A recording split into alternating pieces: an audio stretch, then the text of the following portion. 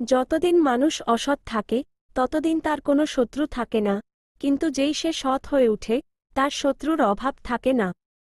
এই বাক্যটি একটি গভীর সত্য প্রকাশ করে।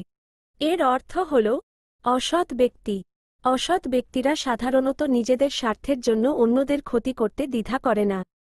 তাই তাদের চারপাশের মানুষ তাদের ভয় পায় বা তাদের সাথে সংঘাতে জড়াতে চায় না। এর ফলে আপাতদৃষ্টিতে তাদের কোনো শত্রু থাকে না বলে মনে হয়। সৎ ব্যক্তি অন্যদিকে, সৎ ব্যক্তিরা ন্যায় ও সত্যের পথে চলে।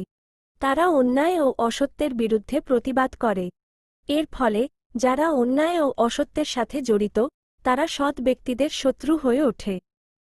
তাই এই বাক্যটি আমাদের শেখায় যে সৎ পথে চলা সহজ নয়, কিন্তু শেষ পর্যন্ত সত্যের জয় অবশ্যম্ভাবী।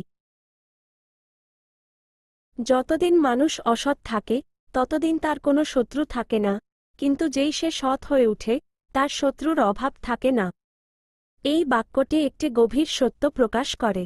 এর অর্থ হল, অসৎ ব্যক্তিরা সাধারণত নিজেদের স্বার্থের জন্য অন্যদের ক্ষতি করতে দ্বিধা করে না। তাই তাদের চারপাশের মানুষ তাদের ভয় পায় বা তাদের সাথে সংঘাতে জড়াতে চায় না। এর ফলে আপাতদৃষ্টিতে তাদের কোনো শত্রু থাকে না বলে মনে হয়। সৎ ব্যক্তি অন্যদিকে, সৎ ব্যক্তিরা ন্যায় ও সত্যের পথে চলে। তারা অন্যায় ও অসত্যের বিরুদ্ধে প্রতিবাদ করে। এর ফলে যারা অন্যায় ও অসত্যের সাথে জড়িত তারা সৎ ব্যক্তিদের শত্রু হয়ে ওঠে।